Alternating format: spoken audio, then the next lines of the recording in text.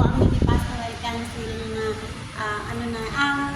sa chapel po ng Kawayan Farm. Si Sister Agnes, siya po ang mini pastoral council ng Merinado. Sila po naka-assign ngayon mga chapel. At si Sister Lourdes Ariol ang timbayan, mini pastoral coordinator po namin. Ako po yung coordinator ng timbahan at kapitista. So, ayan niyo po. Bagamat nandiyan po yan sa aming libreta. Ano po?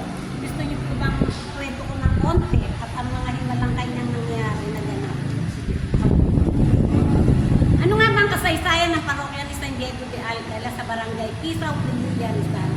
Ang pinakaunang pagbanggit po ng Kisaw na naganap at naitatag ay noong pang taong 1583 mula sa bayan ng Morong, Rizal. I hope you alam niyo po yung Morong. Ano po? Ang ranchera ng Kisaw ay isa sa limang original na pinapunuan ng bayan sa pagmamayari ni Don Alonso Real, isang kasapi ng prinsipalya ng Katuib. Ito po'y panahon ng Espanya. Ang kapilyang ito ay inialay sa pangalan po ni San Diego de Alcala, isang Franciscanong kapatid at tagapagbukas ng pintuan mula sa Espanya. Ito po kasing aming simbahan ay dati po itong ermita ang tawag nila, tirahan po ito ng mga pare. Ang talaga pong parokya ay sa Pilipinas, Rizal. Yung susunod po ninyong paglalakbay, St. Mary Magdalene Shrine and Parish po yun. So, dati po ang Kisaw ay napili sa isa sa bayan ng Rizal.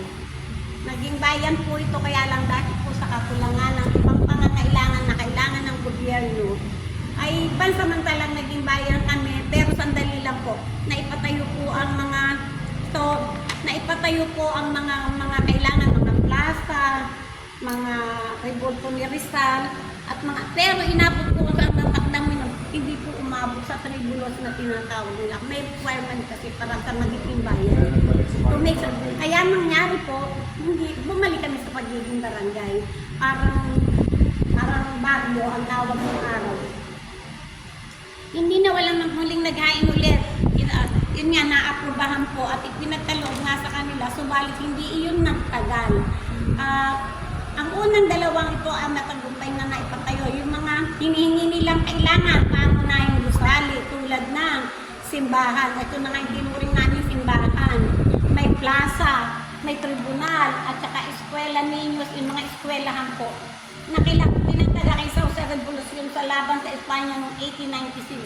At bilang pagkilala, kinumpirma ang pamahalaang revolusyonary na kanilang pagsasarili mula sa pililya. Ito po ang masakit.